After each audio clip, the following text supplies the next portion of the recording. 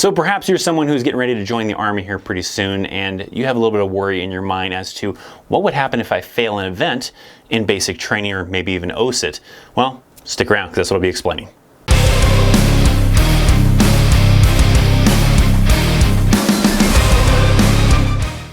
What's up, my friends? Welcome to an all-new video. In this one, we're talking specifically about some of the worries that I've seen messages and comments from of individuals that maybe have a little bit of worry, maybe a little bit nervous about basic training or maybe even OSIT, and they're a little bit worried of what's going to happen if I were to fail this event or fail that event.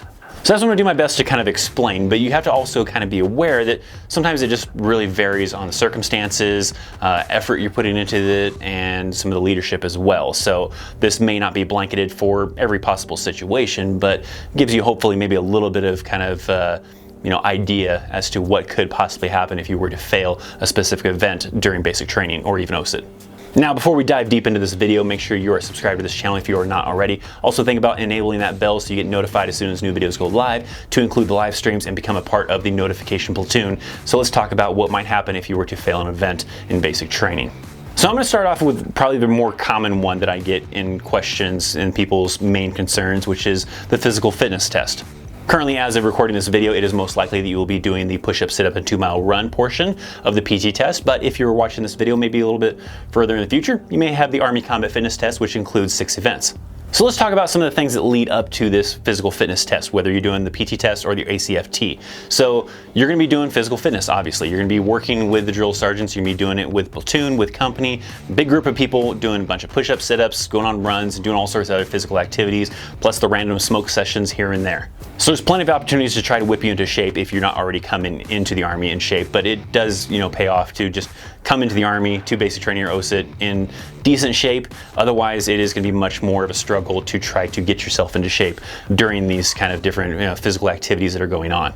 Now, usually how it starts off is you do some kind of physical fitness test at the very beginning of basic training just to kind of gauge where you're at and kind of get a good idea of how hard you're going to have to work or whatever to get up to the correct standards. This is really just a diagnostic or a practice physical fitness test with really low standards to just kind of see where you're at.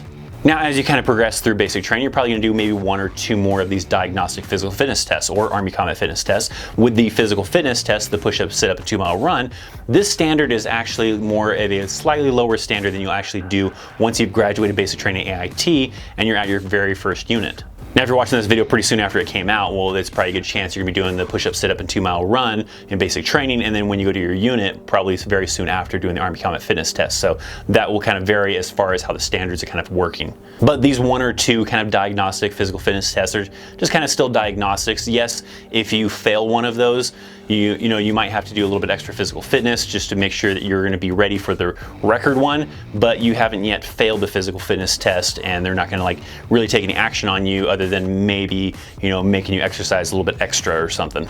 But then later towards the end, maybe it might be the last week, the last 2 weeks, it kind of varies sometimes from basic training, leadership and everything as far as when you'll do the record physical fitness test, but that one is the one that counts. That is the one that you really, really need to pass.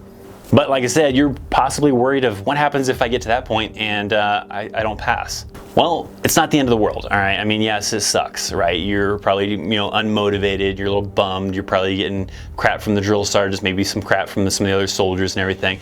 But what's basically gonna happen is you're gonna probably be doing a little bit extra physical fitness, and then maybe in a few days, maybe the next week, kind of depending on when that last physical fitness test falls under, you're probably gonna have to do it again and hopefully pass that second try. Now, of course, you're probably thinking in the back of your mind, well, what happens if that second try comes around and I still don't pass? Well, now you might have to worry a little bit more. Maybe not necessarily to the extent of I'm gonna get kicked out of the Army, but now you might become what is called being recycled. And being recycled means you essentially maybe move backwards into one of the classes. Maybe there's another company across the street from you, whatever the case is, that is maybe a couple weeks behind of your class, and you might get recycled over to that one to kind of continue working out, continue trying to get into shape, and then take the record physical fitness test with that group. So you get multiple attempts to try to pass it, and one of the key things is making sure you put forth maximum amount of effort when you're doing this physical fitness with the unit. Because if you're being lazy, you're cheating yourself on the push-ups, you're just trying to get by and trying to get through it and not actually pushing yourself and trying to actually improve, then yeah, you're gonna probably struggle to be able to pass the PT test. But if you are actually putting forth all the effort, then you shouldn't have any problems with passing the physical fitness test, other than a circumstance where maybe somehow you got injured or something. Now, if you get recycled and you're sent over to another unit and you have to kind of fall in with them and then try to take another PT test and you just continue to fail, then yes, now you probably do have to worry about them possibly kicking you out of the Army. Now, that doesn't mean that you're going to be dishonorably discharged and your life is ruined or whatever. No, if it does come down to that kind of, key thing, then it's possibly looking at something what's called a general discharge. Now, if you want to know a little bit more about the different types of discharges, I'll leave a link down in the description to a video I've done before on talking about the different discharges in the Army, but you shouldn't be really worrying about a dishonorable discharge while you're in basic, unless you're doing something kind of criminal. You're using drugs, you're trying to kill somebody, something extreme that would normally probably get you in prison in the civilian world. Now, general discharge isn't great. It essentially just means that, hey, you're being put out of the Army, you don't get any VA benefits, you don't get any kind of, veteran benefits or whatever. It might show up like in a background check to show that you were at one point in the Army for a short amount of time, but then got kicked out, and may not show up at all. It just kind of really depends, I think, on some different circumstances. So that's kind of a common discharge that you could possibly get, is that general discharge. There are a couple of other scenarios that could, pan out to where it could become where you get something else, but I'm not going to go into every possible scenario, but that is something that could happen. If you continue to fail that physical fitness test, then yes, you could potentially be kicked out, but it's not, like I said, not a dishonorable discharge. So I kind of started heavy with the physical fitness test because that one is the one that most people are worried about, and that is also the most important one. That one is the make or break kind of a thing, where it determines if you get recycled, if you have to get held back, and if you can't continue to pass it, then yes, you could possibly be getting, put out of the Army. There are other things that you're kind of tested on, I guess, but maybe not quite as important as the physical fitness test. You're gonna have to do weapons qualification. So you're gonna have to qualify with your weapon, get a minimum score and everything. Sometimes in OSIT, they have a little bit higher standard where they want you to, qualify expert or whatever. Maybe the leadership just wants you to do that, but most commonly you have to at least get the minimum qualification score with your rifle. Now, I've seen soldiers, and even a lot of stories from other soldiers of, those individuals that they've seen while in basic training that just weren't very good at shooting. They were horrible, they sucked, and they couldn't qualify worth a dang. Well, commonly what happens with that is those people just spend a little extra time down at the range, going over and over and over and over again with some training and trying to qualify and keep on going. I even saw one time where the drill sergeant said, screw it, and while that soldier was shooting, he was a little bit back kind of at a distance and off to the angle of him and shooting at some of his targets for him. Was that, right? Probably not. I mean, technically kind of cheating, I guess, but I think the drill sergeant just didn't care and was at the point where we gotta get this guy through. I'm done dealing with this guy. I don't believe I've ever seen anybody get kicked out of the Army because they couldn't qualify with their weapon. Is it bad? Yes. I mean, there probably is going to be a lot of remedial training. If the leadership wanted to, I'm sure they probably could push for someone to get kicked out of the Army, but I have never yet heard a story of someone that said that they went to basic training for the Army, they couldn't qualify with their weapon, so the Army kicked them out. I have never heard that story yet. Usually, it just ends up being that a soldier was able to, from repetition of doing it over and over and over again, eventually got it and got the minimum score that they needed. Some other tasks you're gonna do is maybe like a road march. You're gonna have to do probably towards the end, after you come out of the field, you're gonna do like some really long road march that maybe like something like maybe only 9, 10, 12, whatever miles. Sometimes it varies based on units, and especially OSIT compared to basic training as well. But usually that's a requirement. You need to be able to complete that, not really for time, but you need to complete that road march. This one is also one that I wouldn't worry about, like if you can't do it, that you're going to be kicked out of the Army. No, again, another situation where I've never heard anybody saying that they couldn't finish the road march that they did at the end of basic training, so they got kicked out of the Army. No. So what's probably gonna happen is you're probably gonna have to repeat the road march. That I have heard about and that I have seen, where soldiers fell out of the road march, ended up having to get on the back of the truck and couldn't, do the rest of the road march or whatever, and then maybe a couple days later, they made them redo the road march, or they just put them on the track and made them walk the track like 100 times or whatever until they, equaled the same amount of mileage that everybody else did on the road. So that is also not an event that is probably gonna get you kicked out of the Army, just probably means you're gonna have to do a lot of extra physical stuff and probably get a lot of crap for it. Now, those are a lot of the key tasks that drill sergeants and leadership are looking for you to pass before you move on to AIT or to your first unit, whatever the case is, like if you're doing OSIT, right? But those are the key tasks: the physical fitness test, your weapons qualification, and maybe that road march.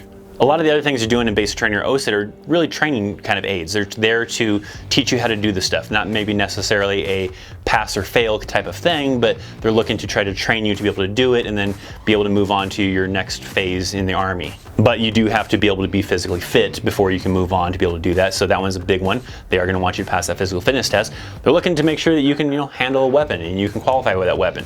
Not as, strict pretty much for the most part what I usually see compared to with a physical fitness test, but still important. And that road march, probably not the most important one, obviously, probably the least important one, but they are still going to give you a hard time if you fall out of that, especially maybe like if you're doing OSIT, it might be even worse than basic training, but that one is still something they're going to want you to do some kind of, either complete the road march with everybody else or do something else like around a track just over and over again.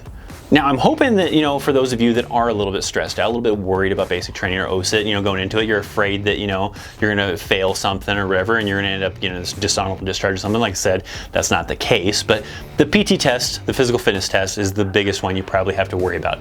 And like I said, as long as you go into basic training in some kind of decent shape, especially your cardio, and you put forth a lot of effort when you're doing physical fitness with everybody, because you're going to be doing it every morning. You're going to be doing it with your platoon, with your company, something. You're not going to be doing it on your own though, but you're going to be doing it with a group of individuals. And as long as you don't try to be at the very back of the formation, doing push-ups on your knees because the drill sergeants can't see you or whatever, you're putting forth a lot of effort and you're tired by the end because you put forth all that effort, you should be just fine. But overall, try not to stress about it too much. There's going to be enough stress on you in basic training or OSIT that you're already going to have to deal with. You don't need to be adding on to it of, what if I fail? What if I can't complete this? Whatever. Focus on the task, put forth maximum effort, and you should just be fine. Now, even to give you a little bit of story from my perspective of everything, when I went through basic training, I was a pretty skinny guy, all right? I wasn't in the greatest of shape. This is obviously what I not recommend you do, but I was in pretty poor shape. So I came into basic training. I was not very physically strong upper body wise, so I did horrible on my push-ups. So I failed my push-ups. Well, that meant I had to do a little bit extra physical fitness and everything, but because I put forth the effort, by the time I got to the record one, I passed it. But some of the diagnostic ones, I wasn't quite so lucky, but I put forth the effort. By the time it came around for the actual push-ups that counted for the actual physical fitness test, when I did the push-ups, sit-ups, and 2-mile run, I was good to go by that time came around. So my question to my viewers out there that are maybe currently in the Army or maybe even some veterans is, was there something in basic training that maybe you struggled with, maybe even OSIT?